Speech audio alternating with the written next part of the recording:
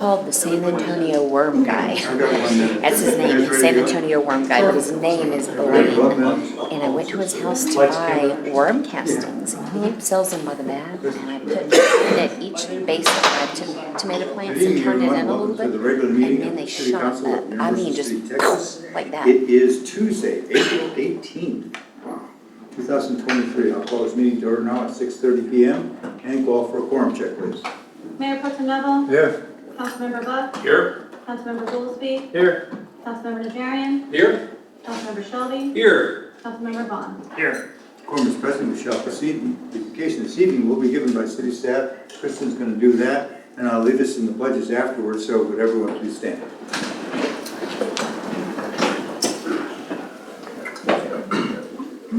Heavenly Father, thank you for being a God of grace and mercy, and for loving each and every one of us unconditionally, exactly where we are. You remind us in your word that you hold tight to the brokenhearted and save those who are crushed in the spirit.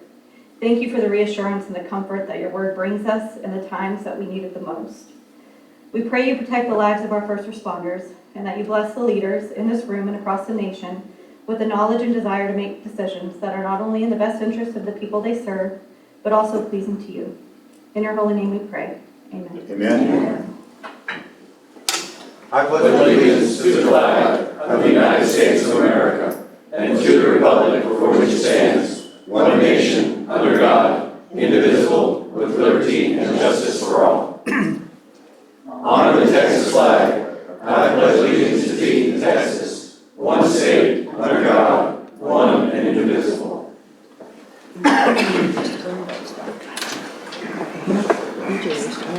Thank you for coming this evening, everyone. As we begin, I would just like to have just a very short moment of silence. We've had some more violence in our country, and it's so sad at a Sweet 16 type party to have the violence that took place there is really tragic. And I just want us to take a minute to reflect upon the fact that in many cases there's not much we can do. We can hope, we can pray, and that's about all we can do right now is hope and pray. Something someday will help stop this violence. So let's just pause for a moment to reflect upon that.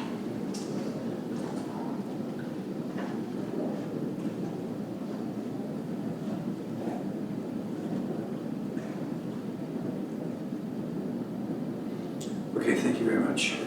Okay, let's move on to this evening.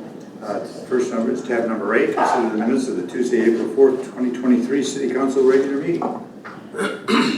Move for approval. That was moved by Councilmember Buck, second by Mayor Pro Tem Neville. Any discussion on the minutes? We're good? Okay, call for the vote, please. Councilmember Buck. Aye. Mayor Pro Tem Neville. Aye. Councilmember Goolsby. Aye. Councilmember Najarian. Aye. Councilmember Shelby. Aye. Councilmember Vaughan. Aye. Motion passes. Let's move on.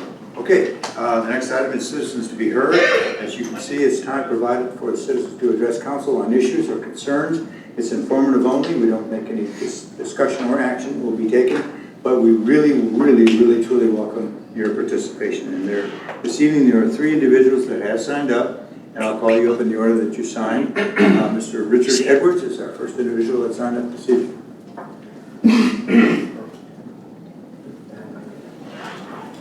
Richard Edwards, 209 Trudy Lane. Good evening, everyone. Recently, 5 of the candidates for City Council sat down for a question and answer session with a local podcasting network. They call themselves Local Texas Politics, or Texas Local Politics. Now, we all sat down individually at different times, different days, and they asked each one of us the same 10 questions.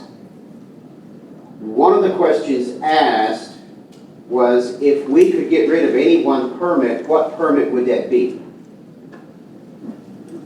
It was universal. It would be the permit required to repair your fence.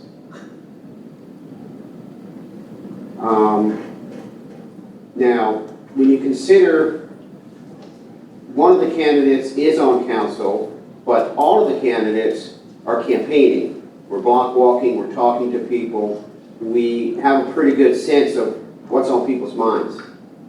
With that regarding that, as a citizen of Universal City, I would like to ask this council to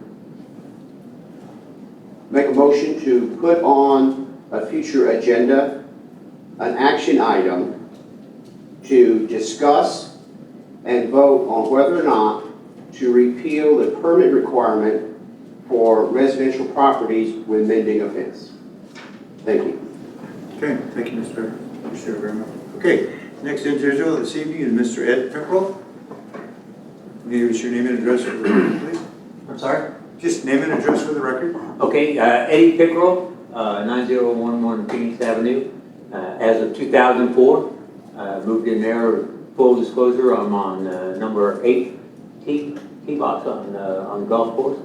And the first city council meeting that I attended was 2005, 2006. Sorry, it was kind of run together and stuff like that. When they were considering closing the golf course, voted to fire the management company and turned it into a beautiful, beautiful setting. The back of our lot looked like a jungle, literally, 2 and 3 foot weeds back there. So turned into a beautiful thing. What I'd like to talk about now, that I mean, I don't want to talk about history so much, but some of the discussions I've seen on social media are not exactly correct, because golf course now has been turned into it's operating in the black now. My pilot association, we have used it several times. The staff, catering staff, event staff is just fantastic people. Taylor is one of the best chefs in the Church, Civil, Live Oak, New Braunfels area, stuff like that. He's just fantastic.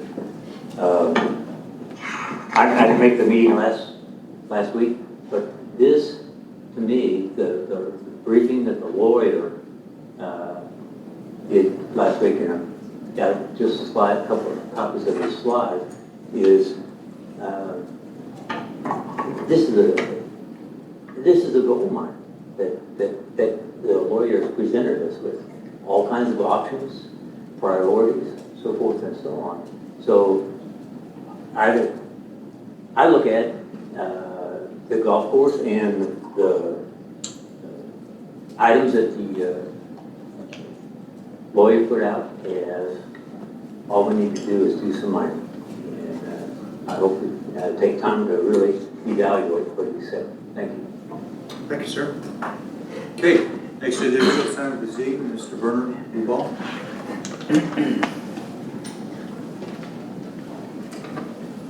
Two short items, Mr. Mayor and Council. Bernard Duval, 635 Balboa Drive. Item number 1 is essentially just an update on consideration for the speed issues that we talked about last time. I would like to have council consider putting priorities on those areas in town that have limited sight issues and school zones, obviously. So those 2 considerations are, I think, very important for the safety of people. I'd like to see, for example, a crosswalk between Red Horse Park and the Disc Park, because that's also a limited site area. In that case, it involves a hill. So there are some considerations for safety of people, particularly the old people that are getting from Red Horse to the Disc Park to walk down to the Sybil Creek Veterans Trail. The other item concerns the distribution last time at the Indian Tax Workshop of the PowerPoint presentation. There are several items of the PowerPoint presentation that are of interest, but let me just... Hang on a second. Can we pick him up, okay? Because it's hard to hear him. I want to make sure we get everything you said. Just give me a few more seconds. No, you're fine. Okay. You're fine. Okay. The first item has to deal with essentially some misconception. If I look at the state controller's website about the venue tax, it specifically states that ad valorem taxes, under ad valorem taxes, a county or municipality may not use revenue derived from property taxes for any approved venue tax project unless it's specific to enhance municipal park and recreation system or undertake a watershed project, The point here is that from 2005, our city has been using essentially ad valorem taxes through general fund transfers into the golf course. So this is in addition to the venue tax that's committed to the golf course. Now, I totally agree that the golf course is beautiful. It maintains the high values of properties in the area, and that's great and wonderful. But the question is not that. The question is, has the city pursued a course that will maintain the golf course? And the answer is not really.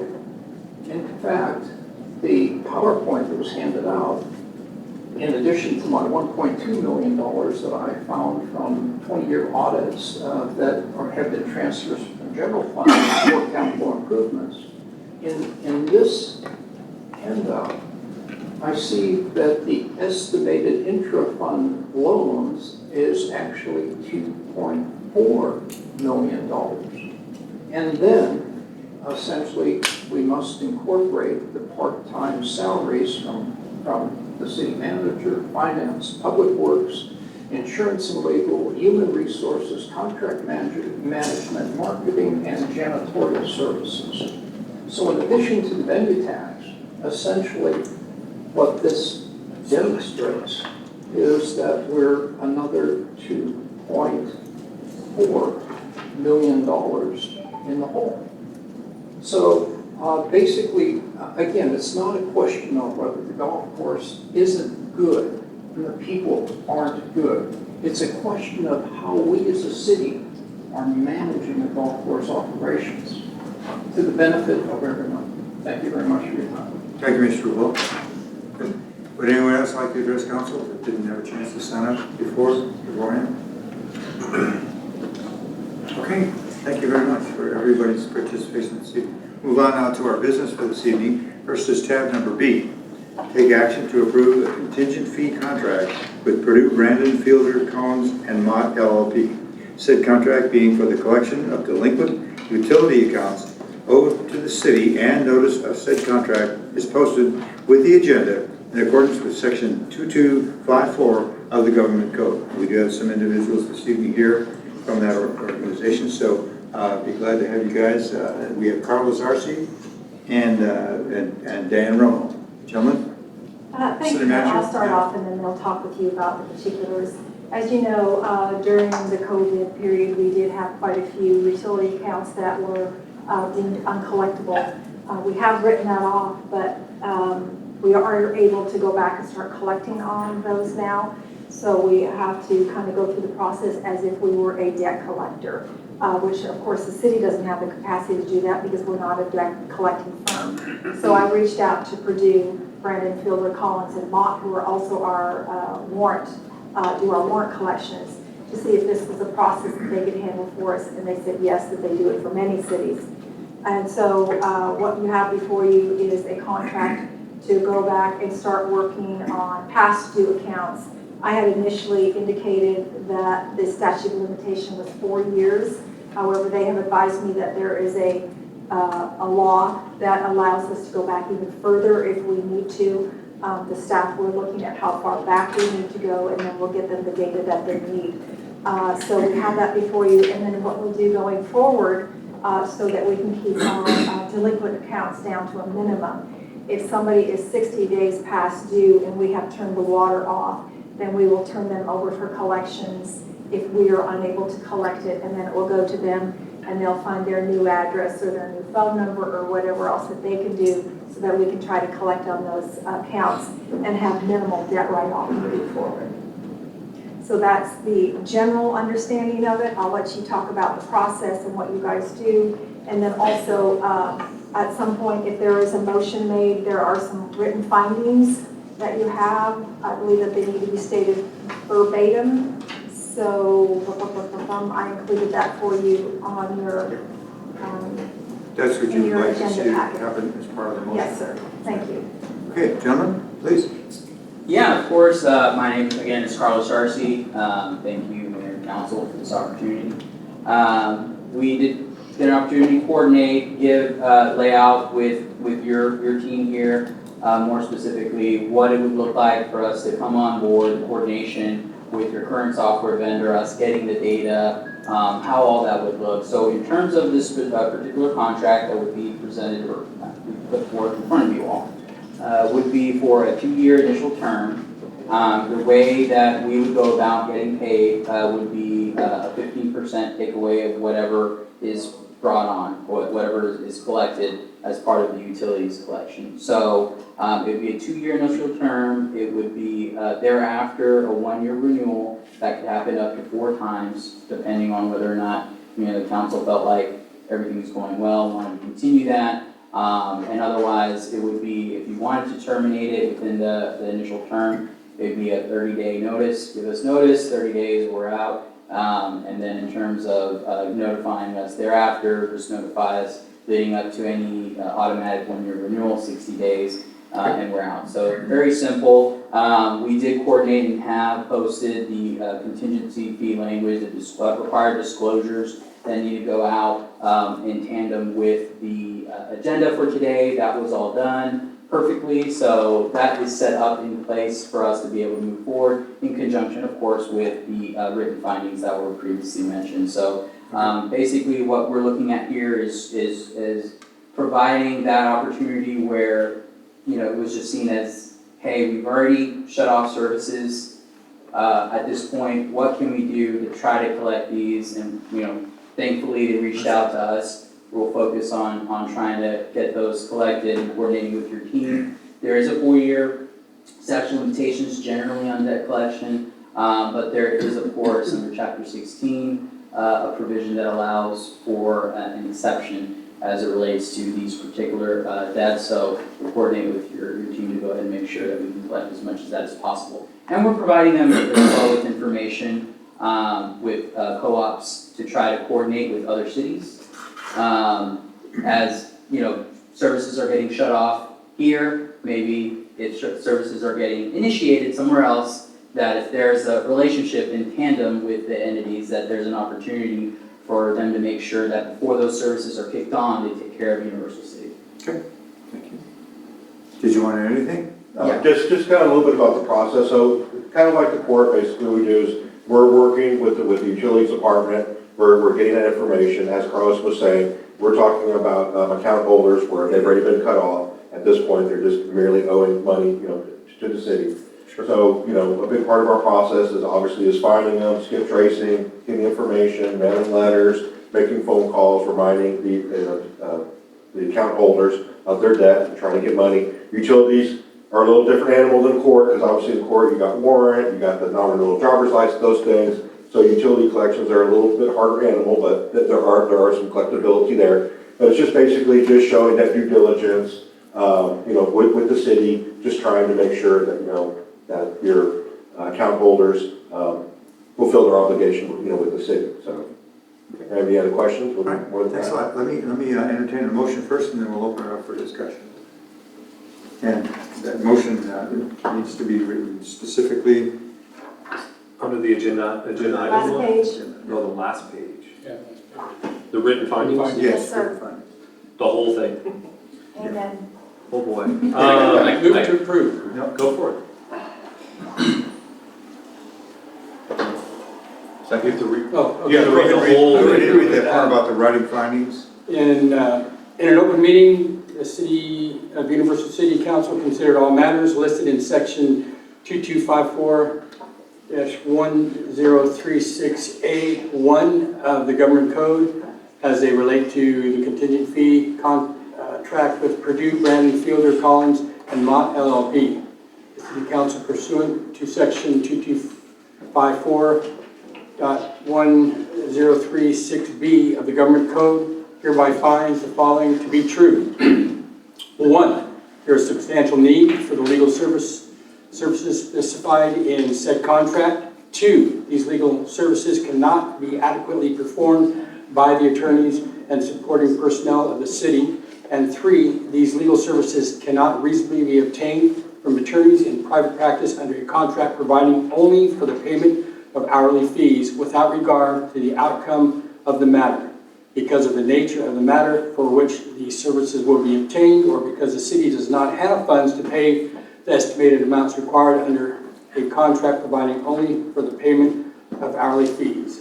For the city of Universal City hereby approves the information of the contract by and between the city and Perdue, Brandon, Fielder, Collins, and Mott LLP for professional legal services regarding the collection of delinquent utility accounts. Okay, that's the long version of saying that you will do the job for us. Yes, sir. Okay, there's a motion. Second. Second by Councilmember Shelby. Any further discussion, anyone? No, I do. Mr. Goolsby? I just wanted to verify, this is a 2-year contract, 2 years, and then we can 1-year renew it extension, after. Okay, thank you. Adjourn. More of a statement from the work that your firm has done for warrants and the good it's done for this city, that if this goes half as well as that, I think we're in good hands. Thank you. Appreciate that. Anyone else? Mr. Neville? Could you tell me how many cities you are working for, President? What's that can you say? How many cities? How many cities, other cities? For well, if we're 5 fee collections, over 200, but for utilities, we do perform it for 20 others. Thank you very much. In Texas, yes, Thank sir. you. So you've got a little bit of experience. Yes, sir. Okay. Anyone else? All right, having heard that, let's call for the vote, please. Councilmember Najarian, Aye. Councilmember Shelby, Aye. Mayor Pro Tem Neville, Aye. Councilmember Buck, Aye. Councilmember Goolsby, Aye. Councilmember Vaughan. Aye. Gentlemen, thank you. Thank you. We Look forward to appreciate it. working with you. I'm going to move tab D and C around. I'm going to start with tab D, and we'll move back to C later, if you have the agenda in front of you. So we'll go now to tab D, discuss and to consider Resolution 947-2023, a resolution approving the project of the Universal City Economic Development Corporation as authorized by Section 505-158, as you can see, the Texas Local Government Code, and authorizing certain financial assistance to be used for targeted infrastructure located within the city of Universal City, Texas, and providing for an effective date. So, Kristen, I'll turn it over to you now. Mr. Mayor, thank you. This is not the first time that this project has been before City Council. Back in May of 2022, the EDC authorized the original scope of this project in the amount of $349,965. This project is the first phase of the thoroughfare that will provide connectivity between Kitty Hawk and Loop 1604 Access Road, Bird, and eventually Universal City Boulevard. So since staff and Stephen Annual with Kimley Horn, who's here to address any technical questions, since we've started working on this project, the scope has had to be amended because of a few of the changes that have been made to this thoroughfare. One being that the city is negotiating to acquire some right-of-way from St. Matthew's Church, and there's potential for access at their current entranceway into the church that will provide access to that thoroughfare. So they are going to do an additional survey and meets and bounds description for that right-of-way area. And in addition, in our negotiations with Walmart, it has been determined that there are going to be some additional improvements that need to be made to the Walmart parking lot. Basically, Walmart is losing some parking spaces where that roundabout area is going to be, and we are going to have to relocate them on the other side of the Walmart parking lot. In addition, this amended scope will include a more in-depth utility coordination effort for the cell tower and the other franchise utilities that would be affected by acquiring that right-of-way. If you look down to, on the cover sheet, I kind of broke down the task by expenses. Public Works will continue to fund the project management, meetings, and data collection portion of the project, which totals $55,965, and the EDC would cover task 3 through 5, that is the amended scope of the project without the supplement, so that is something that we already know that we need to fund, and it totals $89,160,000. But we are also requesting approval of the supplemental expenses, and these are expenses that may occur throughout the work of this project and through our negotiations with both Reunion Development, whoever takes that 2-acre lot up in the front, and in order to not make this come back and forth to you multiple times, we're asking for authorization for those supplemental expenses as well. So that would put the total EDC contribution for this project to potentially $472,625. That's including that supplemental difference, and the authorization for tonight's resolution is not to exceed $122,660. And Stephen is here to address any technical questions you may have. Good evening. If you have questions specific to the Do project. you want to say anything, or you want to just wait for questions? Just to echo what Kristen mentioned, as we had the original contract approved, the St. Matthews item came up. There's also some signal, the traffic signal at Kitty Hawk, and right there, there's some more in-depth investigative services that we need to locate utilities. Again, that item specifically we had included as a supplemental in the last one, but that wasn't approved, knowing that a lot of times that particular task is deferred because we don't know how much we need until we can lay it out. And so, again, a lot of these items are just some of the things that came back up and knowing that we were going to have to do them and now asking for approval. So, so happy to answer any questions related to the amendment or the project in general. Very good. Let me entertain a motion on the resolution, and we'll go to discussion. Move for approval. Councilmember Shelby, the motion. Do I have a second? Second that? Second by Councilmember Najarian. Discussion? Yes, Mr. My Long. question, can you help me visualize what you're saying about St. Matthews? So is there going to be 2 Kitty Hawk curb cuts where it's going to go meet together, or is it going to just be from this? So right now, I think the acquisition is coming about just trying to maintain a certain size lot for that development. You've got that cell tower, so there's an existing driveway on the eastern end of the parcel. So more or less looking as an opportunity to create additional right-of-way adjacent to that development that connects into the thoroughfare. Understanding if you've seen the map, thoroughfare curves around, has a big roundabout in the center, curves around, and again, it's just adding that additional right-of-way would be the western side of that empty lot adjacent to the church. So the stoplight's not going to move. You're just talking about the stoplight that's on Kitty Hawk. No, it'll just be more of a, I guess, curve towards St. Matthews. So, if I can't see them, so right now St. Matthews has 2 entryways into the church. The entryway that's closest to the Walmart light is where we're talking about the right-of-way would be basically a straight line to that cell tower. And there is potential for there to be connectivity between, so people could turn into that entranceway and connect to that 2-acre retail lot right there. So it could provide access. That require a bridge? Is that where that's where the drainage ditch is, when you have to have a bridge over the drainage? We're specifically staying out of that drainage ditch. Okay. And that's actually the opposite side. So I think you're thinking of the actual lighted entranceway. I'm not referring to that entranceway. The right-of-way is the unsignaled intersection, or it's not even an intersection, it's just a driveway into the church parking lot. Right. I think it's like the stoplight, and then there's a drainage ditch, and then St. Matthews, right? No, other direction. The drainage ditch on the other side? 1604. Cross from Covera.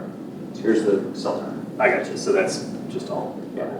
And I can show you a map offline. I think I got it now. Thank you. Okay. Mr. Neville. We don't have to move the sign, or electronic sign. No, sir. Thank We're God. going to incorporate an easement into that Okay. property. That's I'm right with that. I remind them that this is a city Anyone else? initiative project in preparation for future. Sure. This is a city-initiated project in preparation for future development. As you guys know, one of the biggest developments retail-wise that we have had is hoping to come on in 2 to 5 years. And we actually started this thoroughfare project prior to the Reunion development, specifically when we started talking about that 2 acres right in front of Walmart. And so the city has a responsibility to provide that access through to Kitty Hawk in 1604, and it serves the EDC and the city's best interest to provide that connectivity. So that's why we are looking at doing the infrastructure and starting that phase 1. Very good. So we have a motion and a second. If there's no other discussion, let me call for the vote then, please. Councilmember Shelby? Aye. Councilmember Najarian? Aye. Mayor Pro Tem Neville? Aye. Councilmember Mott? Aye. Councilmember Goolsby? Aye. Councilmember Vaughan? Aye. It's an improvement that will definitely be to the benefit of the city. Thank you, Stephen. Thank you very much. Okay, let's now switch back to tab number C, discuss and to consider resolution 948. It's a resolution authorizing an amendment to the adopted City of Universal City Economic Development Corporation fiscal year ending 2023 operating budget in accordance with Texas Local Government Code 102-010. Changes in budget for municipal purposes, authorizing the city administrator, did I say the manager instead of administrator? It's the city administrator, yeah, city manager, to take all necessary steps to implement the provisions of this resolution and incorporating recitals, providing for severability and setting an effective date. Mayor, thank you again. So this budget amendment actually incorporates a few different amendments, and I would kind of like to go through them one by one. First off, the revenue to cover the extra expenses that we're about to go through. Sales tax revenue has increased month over month the prior year between 4 and 6.5%. And if we look at a zero growth for the remainder of the year on sales tax, it looks like we could hit at least 1.7 million. Currently, the EDC is budgeted at 1.5 million, so that's an excess of $200,000. And the revenue line that this budget amendment is looking to adjust. And then also the extra engineering expenses that we just called for in the last item we approved just a second ago for the extra engineering for Kenley Farm and the added scope of the thoroughfare project. And then lastly, at the last EDC meeting, the EDC approved a resolution to convert the part-time marketing administrative position to a full-time position, amending the budget by the $60,000 to incorporate that change. And this resolution would allow for all of those budget amendments to be made. I'd be happy to answer any questions about any of those. Okay, I entertain the motion, then we'll go on to discussion. Move for approval. Councilmember Shelby? Second. Second by Councilmember Goolsby. Okay, discussion, anyone? I think it's pretty clear of what the intent is here, so if there is no discussion by, Mr. It's Neville. just that I want to make it clear that this is money that comes from the Economic Development Corporation, which does not impact the city's budget, and it could not be financed without help from the EDC. Yes, Correct? this money, this budget is all funded by a half-cent sales tax. Yeah. I want to make that clear. Thank you. Okay, very good. Anyone else? All right, let's go for the vote then, please. Councilmember Shelby. Aye. Councilmember Goolsby. Aye. Mayor Pro Tem Neville. Aye. Councilmember Buck. Aye. Councilmember Najarian. Aye. Councilmember Vaughan. Aye. Very good, motion passes. We'll move on now to the next item, which is no tab. We're going to have a public hearing in the minute here on PC 569 ZC 237. It's related to annexation of 3600 East FM 1518 North and ordinance number 639B 2023. Request for annexation for an approximately 2.487 acre tract, Orchard Park, number 1, block 2, lot 1A HOA. The boundaries of the city to include the land and zoning, the land R1 large lot residential to be known as the SA Renhop 2023 annexation, binding the land to all the acts, ordinances, resolutions, and regulations of the city. That's a lot of terms there. But what we're going to do is I'll have the city, I'll make a presentation at first, and I'll open up the public hearing, and so you have a chance to discuss this issue. So, Kim, you want to turn it over to Michael? Yes. Michael, you got it, man. Thank you, Mayor, Council. So I'll just identify the parcel subject property that we're talking about first. So, let's see here. So we're talking about a property on the other side of the creek. It's 1518, fronts the newly developed Orchard Park residential subdivision. So, talking about this property here. So this is a 2.5 acre property.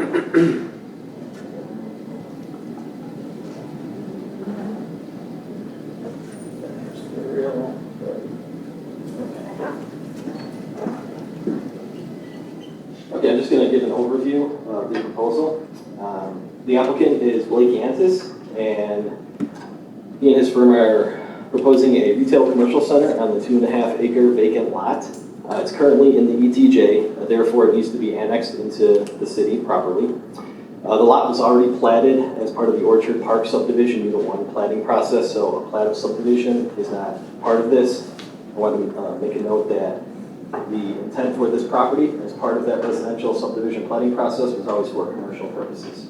The property itself is not within the ACU zone. In order to move forward, they're requesting one, an annexation, followed by a future land use plan amendment from AC Aviation Commercial to CS Commercial Services, a zone change from R1 Large Lot Residential to PUD 2023-102 District, and finally a preliminary and final PUD approval. I also want to note that once it's annexed, it's automatically zoned to our most restrictive zoning classification, which is R1 Large Lot Residential, which is why it then has to be rezoned to the PUD district. Staff began working with the applicant's team back in January of 2022.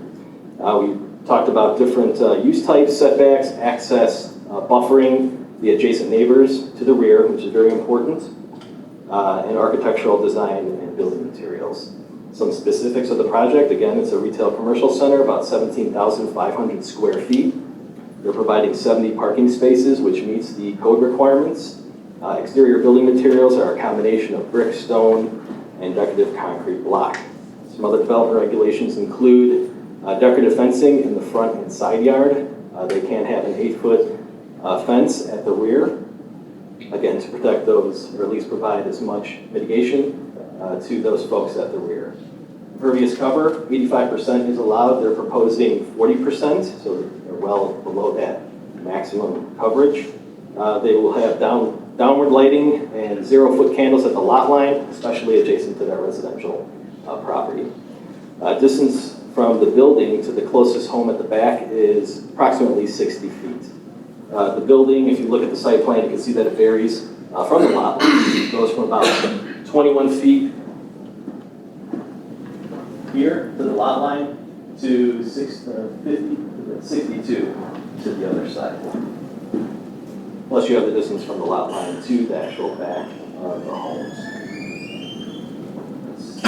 Landscaping, so 10% minimum on the entire property. Within that 10%, 35% has to be in the front yard and 50% in the rear. However, once staff receives the landscape plan as part of the building permit submittal, we may require additional landscaping at the rear, again, to mitigate the impact on those adjacent neighbors. A minimum 15-foot average landscape buffer adjacent to FM 1518 and Mondavi Crest. A combination of shade and ornamental trees, shrubs, ground cover, and succulents. They're allowed to have one monument sign, 12-foot maximum height, and that will be measured from the foundation finished floor. No pole signs will be allowed. As part of the original subdivision, the residential component, a traffic impact study or analysis was conducted, and that did incorporate the eventual commercial development. What the traffic impact analysis found is that at AM peak hour, there will be an additional 27 trips with an LOS or level of service of C, and in the evening, 110 PM peak hour with an LOS of D. Both LOS and C and D are functional and acceptable levels of service. 54 legal notices were sent out for both the annexation as well as the other requests, the rezoning, the PUD, and the FLUP amendment. We did receive one letter returned by the adjacent property owner, and then we did receive a call from another neighbor. Both were concerned about flooding impact. Both of those residents are here tonight. Approval standards for all PUDs are required, so the applicant did provide their response within the application itself. We'd be happy to answer any of those questions if you have any. This went before planning and zoning last week, and it was approved for recommendation an 8-0 7-0 vote. Just a couple other things I want to point out. One is access. So there will be no access off of 1518. The access is going to take place off of the existing Mandavi Crest that goes into the residential subdivision. They will elevate the site in order to take that developable pad outside of the 100-year floodplain. The applicant's engineers are here to address any of those questions that you might have regarding floodplain issues, as well as tonight. Okay, so the first thing we'll do is I'll open up the public hearing so you all can comment on that. And then when we close the hearing, then council will have a chance to address it. So it is now, what, 7:10, I'll open the public hearing right now. Would anyone like to address this issue before council? Did I hear him right? There's not going to be access to 1518 into that? That's correct. Come on up. Yes, I believe that's the statement that he made. There would not be access off of 1518. Okay, it looks like there's a driveway entrance going to 1518. Am I seeing that right? That's existing. Is this 1518 right here? What's this right here? Truck turnaround. Okay, let me explain it for you. So right now, there's currently access off of Mandavi Crest off of 1518. Not here. Okay. So there will be no additional access off of 1518. This is a turnaround for fire apparatus and for waste management. Okay, so this is where the trash enclosure is located currently in the site plan. That may change, but more than likely it will be there. We wanted to ensure that they had enough maneuverability for emergency services. Okay.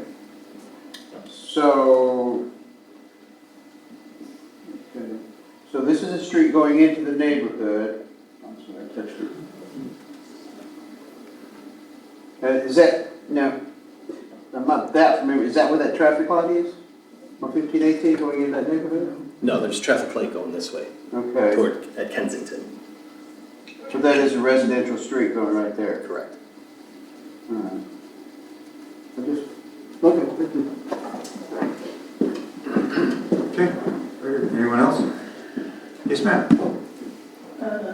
Take your time. Take your time. Maybe just take the microphone I'll bring this over to you. Let's bring it to you.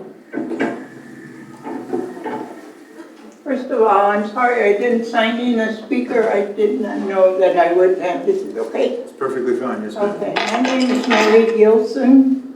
I live on 1518 across the street from your planned, plans there.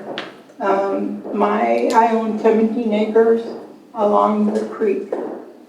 And right across from there is my lowest point.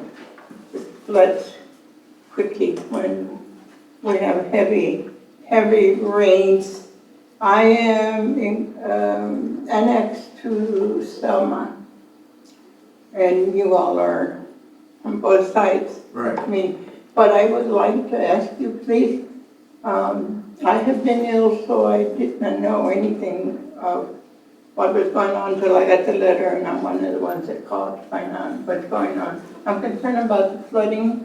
I'm concerned about what effects or what future use or traffic or how it's going to impact my land. There's nothing on there, it's just to look at. There is a flood, and it floods pretty bad right there.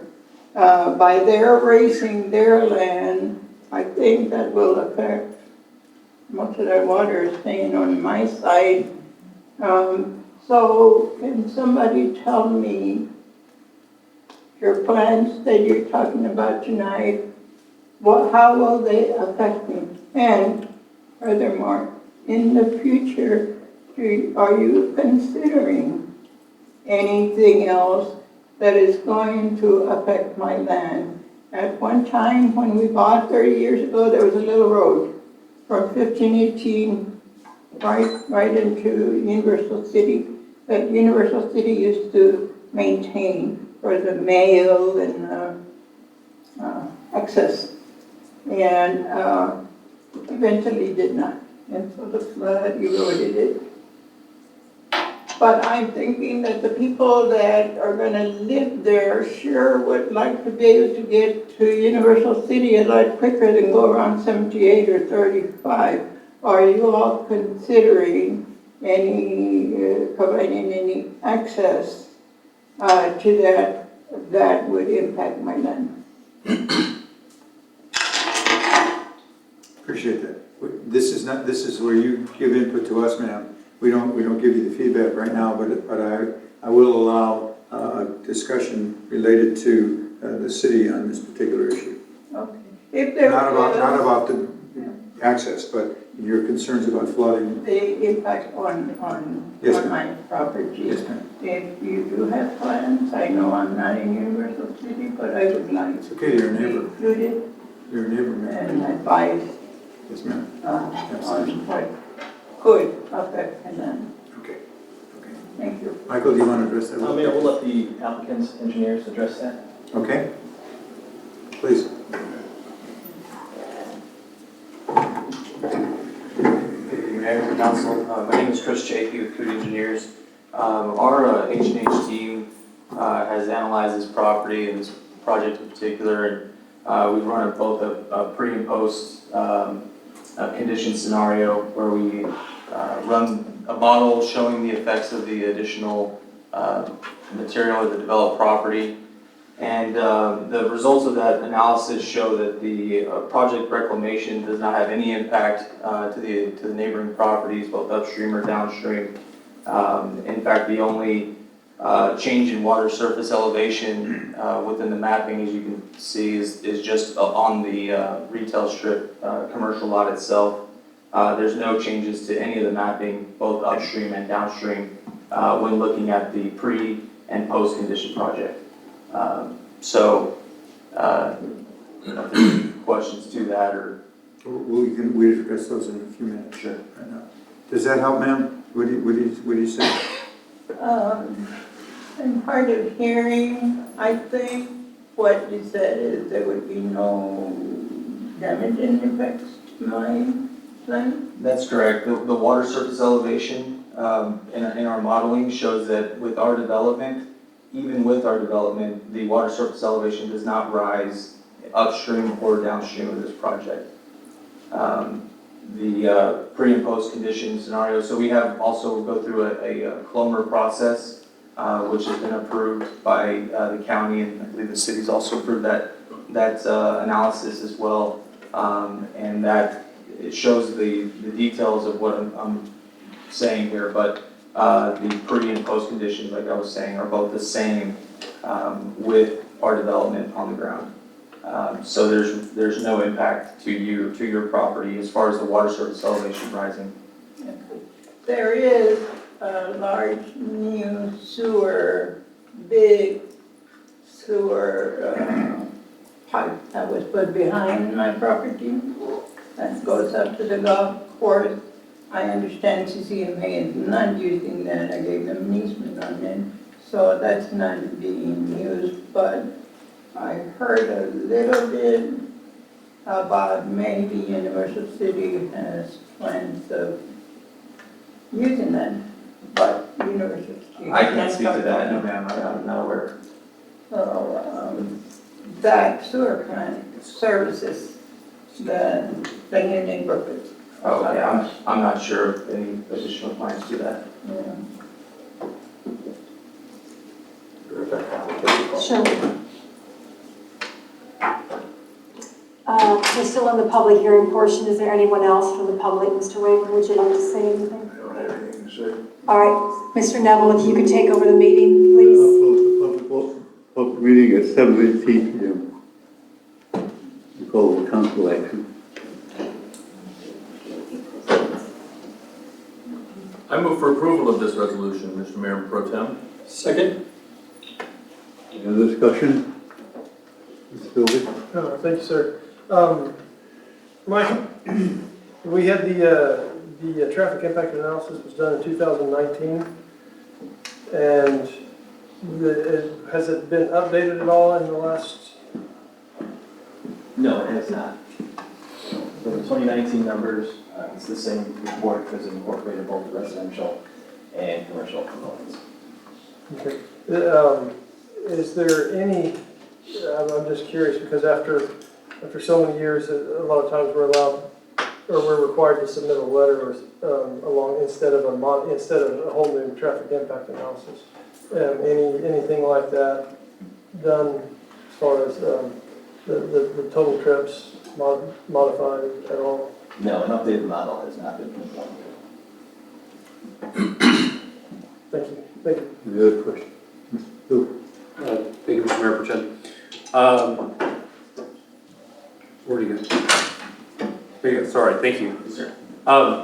That study, was that a third party that did that, or was that an internal? Yes. Are we still moving here? No, Sir. Oh, we've got No. it. Good, thanks. All of them. Okay. We hired a third-party consultant, H&H team, to perform the analysis. Okay, and then the city, we looked at that as well. Our engineer looked at it, Guadalupe County looked at it, and the city looked at it, and I'm assuming at some point FEMA has looked at it as well. So we have five agencies. Okay, sorry. And then whoever answered this, I want to clarify, the blue in this, is that the 100-year floodplain in the blue? Yes. Okay, I didn't realize it went that far into the neighborhood. And the back of this building, the drawing doesn't show, but I'm assuming from what I saw in the drawing, there's no doors on the back of the building to enter into the retail space. For Mott, there's I guess we have that details drawing. of that have, I guess, have not been provided, but there wouldn't be, I presume there wouldn't be any access to the shopping centers. There may be some exit doors or some. Right, that's what I think. Most retail shops usually have a drive along the back. Right. And I didn't see a drive on this drawing. So there's no intention to have a drive. That's right. Okay, and just take it for the residents in the back, or doors, people going in and out of them. So that is not a part of the It might plan. be limited, there may be some doors, but there will not be trucks going in the back. Like maybe emergency doors, Right. emergency exits. Yeah. They haven't gotten that far into the design of the building yet, it'll be part of the building permits. Do we have any leeway on limiting? I mean, I guess from a fire code standpoint, I know you have to have 2 exits, but I mean, like I said, as soon as we have doors back there, we have people going in and out back there that butts up against the neighborhood. We're talking about, I know it's, 60 feet in some places? The closest point is 60 feet. Again, these homes varies. Yeah, I'm looking at the homes from the satellite view, so I'm just thinking, people using those to bring stuff in, take stuff out through the back of the building. And that's one of the reasons why the ordinance is worded the way it is to allow for staff to require additional landscaping to increase the buffering if needed. And that's in the form of a berm, more shrubs, trees, fencing.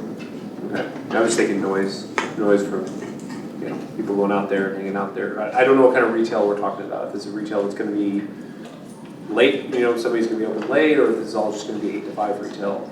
Yeah, more than likely this is going to be your local service retail center. Okay. It's going to have maybe a dry cleaner, a restaurant, about closing at 9 o'clock. Or likely that's what it will be. But there is a list in Exhibit B of the ordinance for the PUD that identifies all of the proposed or potential uses. Okay. Thank you. Well, yes, 2 questions. Number one, getting back to Ms. Gilson's question, this project it says to be elevated to counteract, the flood zone. What type of elevation is this going to need? I can't really read this for myself, but how far up is that going to have to go to specifically legally get you? Yeah, I believe the retaining wall would be between 8 and 10 feet tall along FM 1516 to get the site up and out of the floodplain. So it's not raising of the earth, it's actually a retaining wall? Well, same elevation? There'd be a retaining wall up along 1516, along this area here, and then this would all be filled up behind the wall to elevate the site, so that the finished floor of the building and parking lot area would be up above the 100-year water source elevation. Do we know how far up that would be? I believe it was between, it varies across the site, but I believe it was about 10 feet, 8 to 10 feet. Thank you. I have one other question. Let me get to where I needed to be. Let me just also clarify that the public hearing was closed at 7:18. We're now into discussion by council, right? Michael, Exhibit B, we were just talking about specific uses, commercial uses.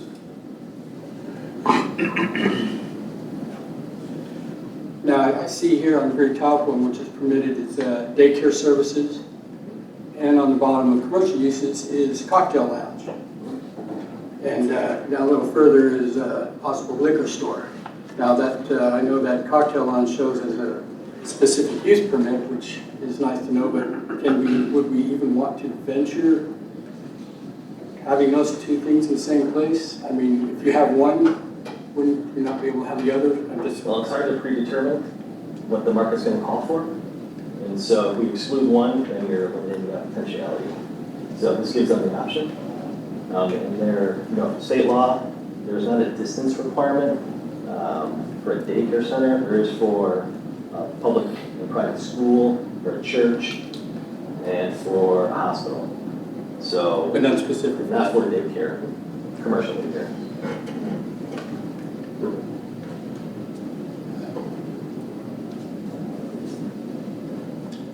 But then I'm just going to put it. So if daycare is permitted there, so say just saying what if? So we approve a daycare center for that.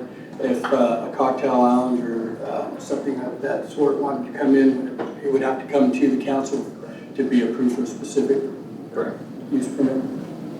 Thank you, sir. That's all I have. Okay. Shelby. Thank you. Just a follow-up question on that permitted list. I should only pass it. Gas stations permit on the permit list.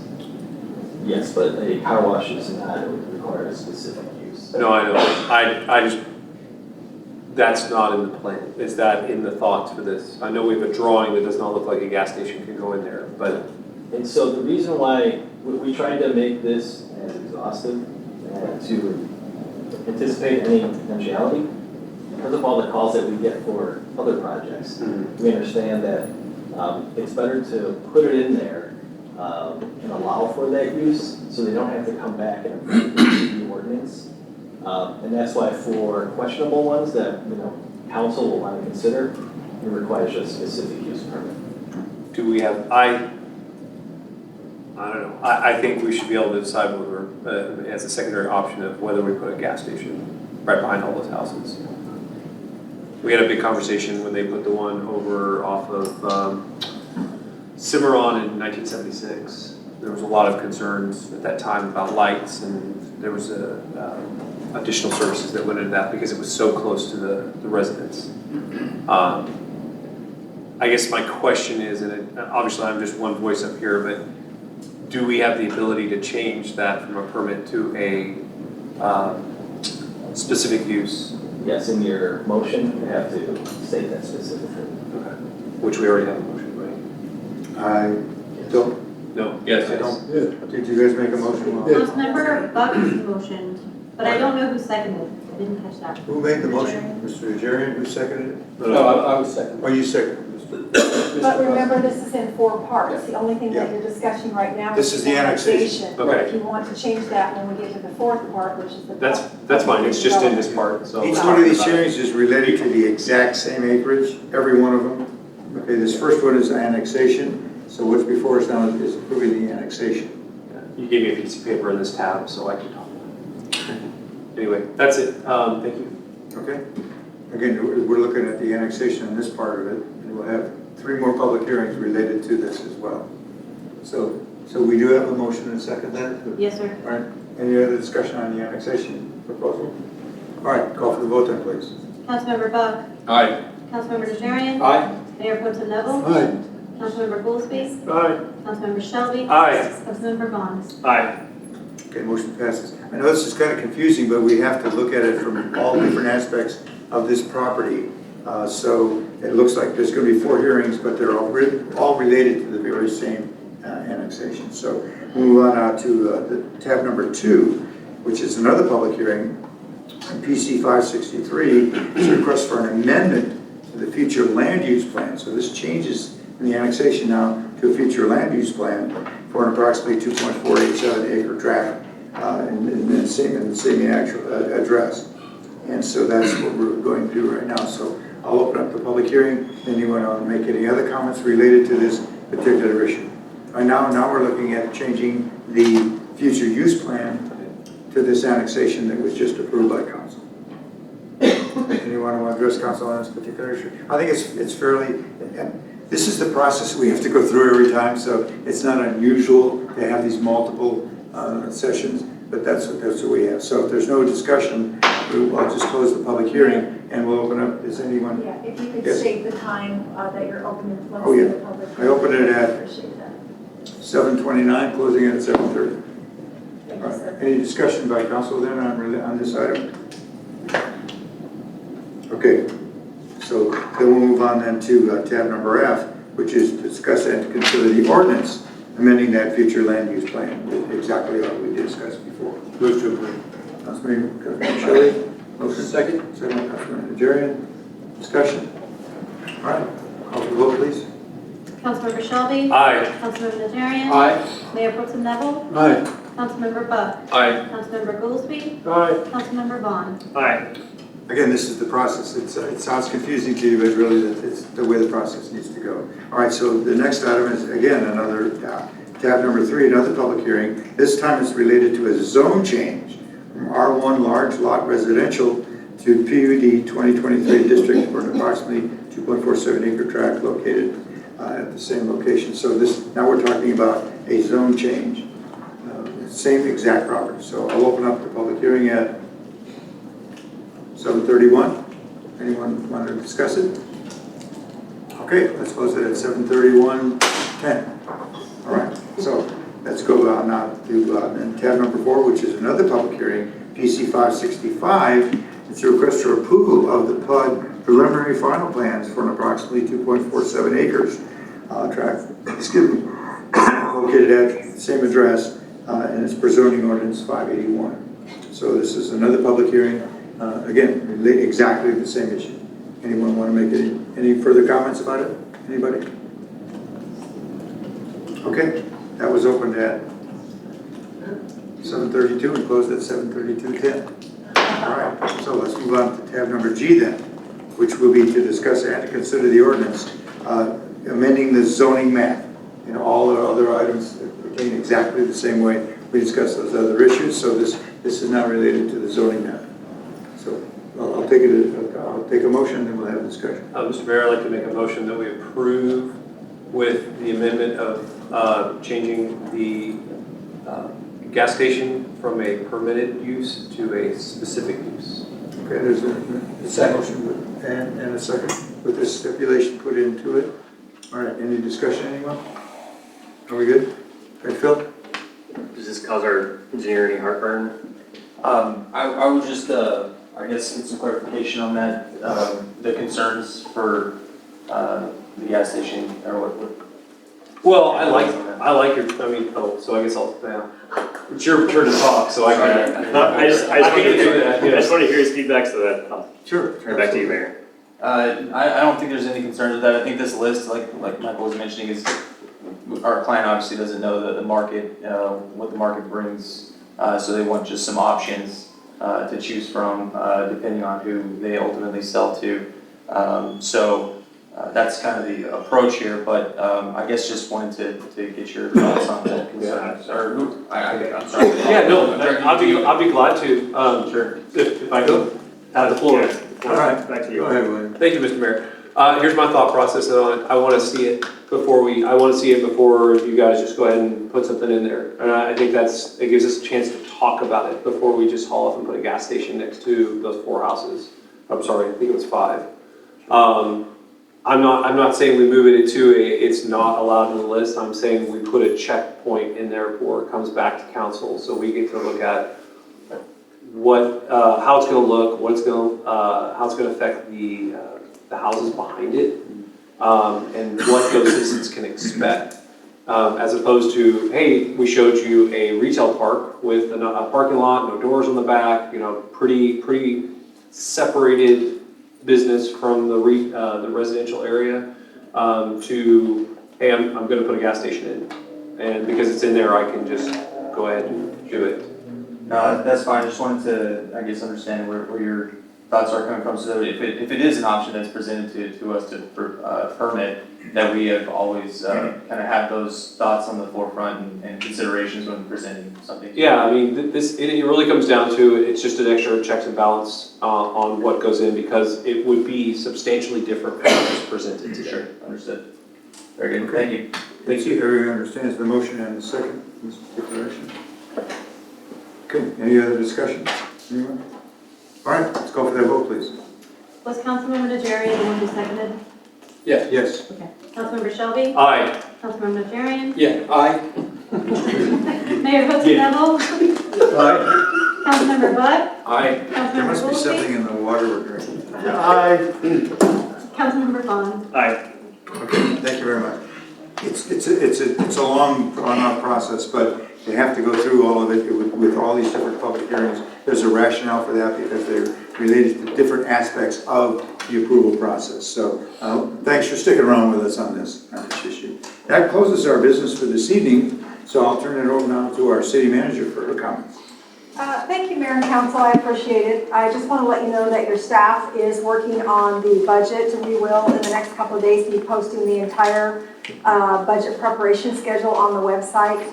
I do ask that you now mark off the date of Wednesday, July 12th. That will be the long meeting that we'll have.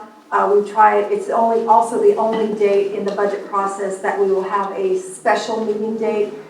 We've done all of the other budget preparations, so we'll actually land on a council day for you, because we recognize that a lot of you work and it's very hard to take off from work. So please mark off your calendars for Wednesday, July 12th, starting at 5 p.m. for your long budget work session.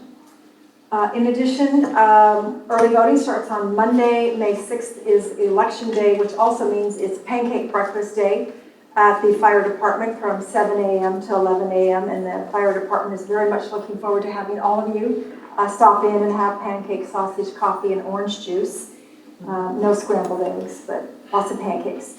Also, I wanted to let you know that the food truck park, which was scheduled for the aviation district, did receive their temporary certificate of occupancy today. If you go by and look at it from the outside, it kind of looks like not much has happened. There are still some big apparatus for the outdoor area that hasn't, yes, apparatus, it's plural for apparatus, Mr. Shelby. Apparatus that has not arrived, that will be arriving soon, that you'll see that goes up. So they are intending to be open sometime the mid or third week of May. So we look forward to having a ribbon cutting for them. Also, we call it summer reading. We really should call it summer party. It's going to kick out June 10th for the library. So the library staff has done something a little bit different this year for spring, summer reading and summer events. Not only do they have reading programs for kids and teens, but they've also started an adult summer reading program. And they have a lot of adult events established as well.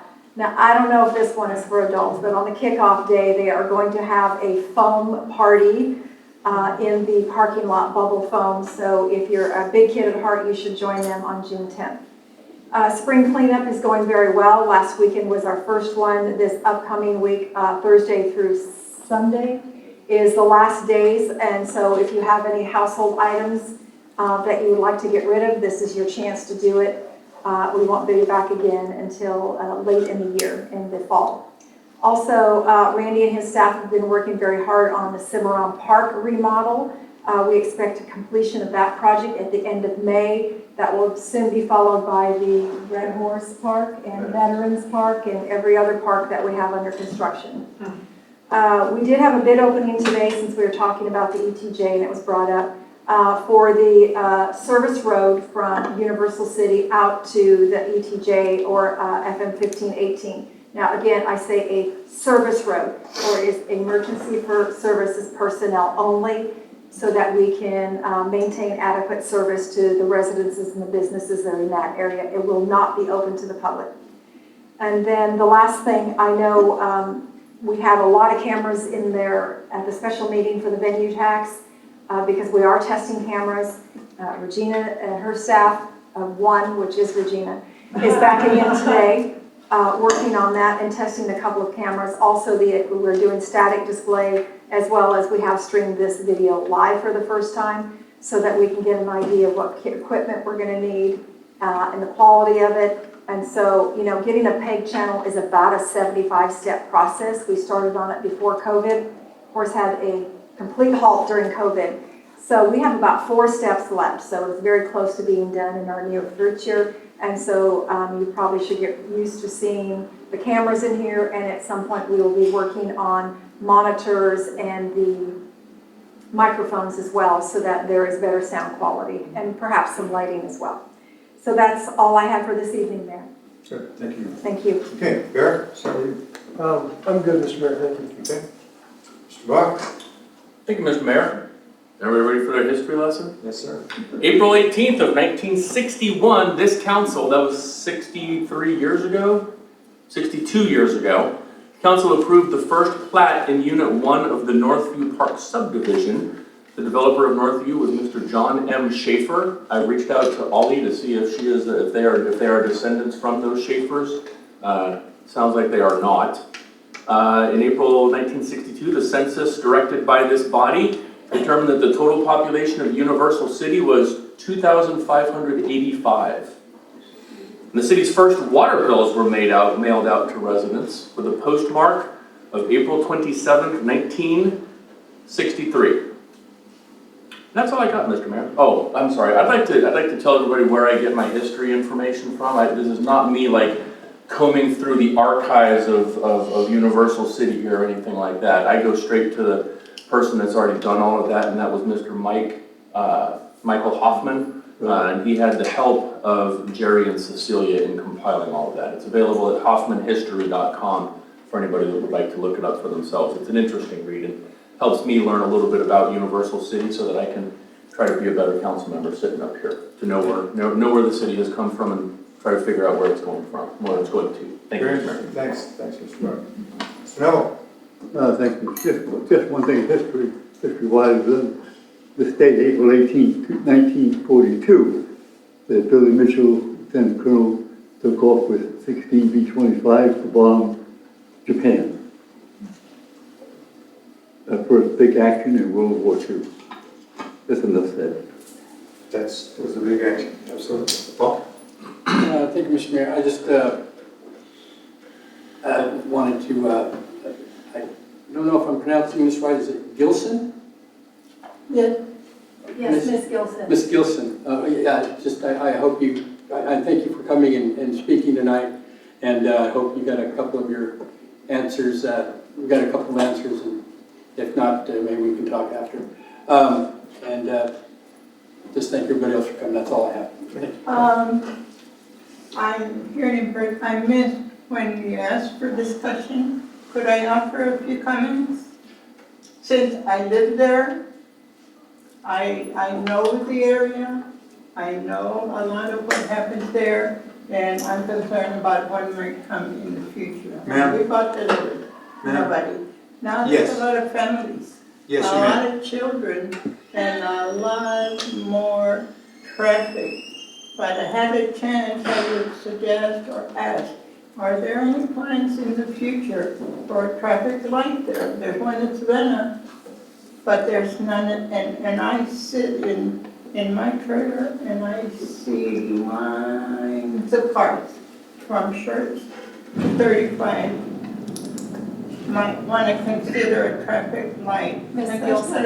I drove by there today, or I had somebody drive me by there to look at what we were talking about.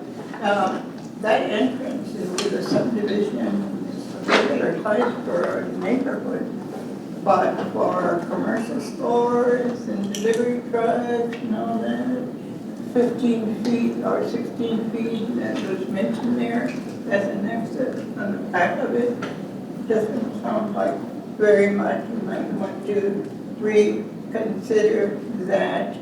And I'd like to know if there's any plan in the future to open up another access to 15HE. If you put a service station, how are they going to get in here?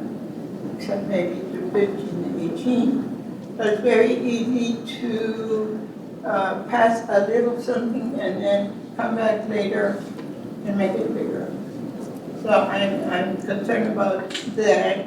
And I'm asking, are there any plans for any fencing in the front to kind of take care of the noise like they do in the neighborhood across my house? They put fence, stone fence, wood fence, and it really helps with the noise and with the children being able to stay in there and being safe from the traffic. And I believe right across from the drawing, I don't see, well, my road, my property is low, and there's a sharp curve on 1518. And not many months that go by that we don't have a car fly right off 1518 into my property. The low part that looks like it's right across this area here, so somebody might want to go over there and think about some fencing or something. It goes into my property, it goes right into the trees, right into the top of the trees. We've had a few deaths there over the 30 years I've been there.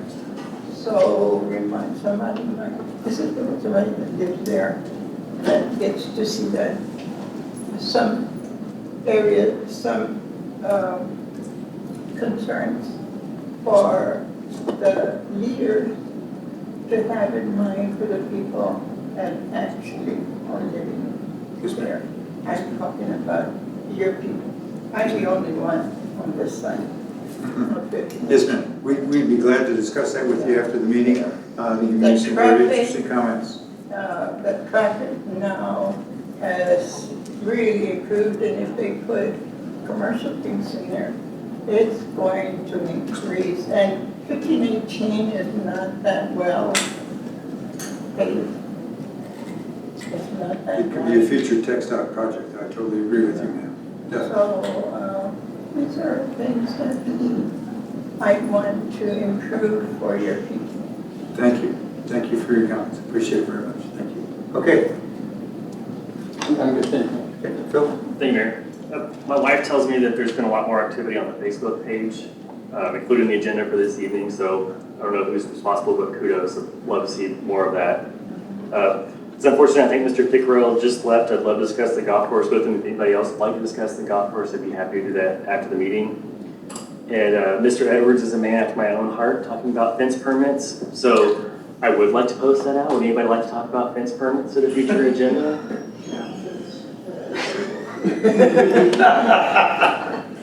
So I think I wouldn't mind having a fence permit or a fence permit discussion to determine if we could make something we could make action at one time. All right. We'll consider that. All right. Consensus, you guys know? Yes. All right. I'm with board for discussion anytime. Very good. Thank you, Mayor. Liam? I'm good, thank you. You're good? Yeah. Okay. Just a couple quick items. I've been getting some phenomenal comments about the cleanup.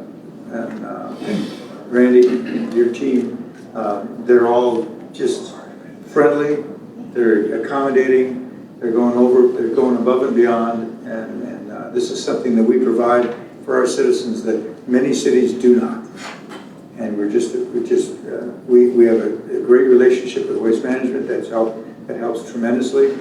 And so I just want to give kudos to you and your team for this because it looks like it's real simple to us, but to you guys, it's a lot of work. So congratulations. The only other thing I can say is Fiesta starts on Thursday, so Viva Fiesta. Have a great time during Fiesta and be careful.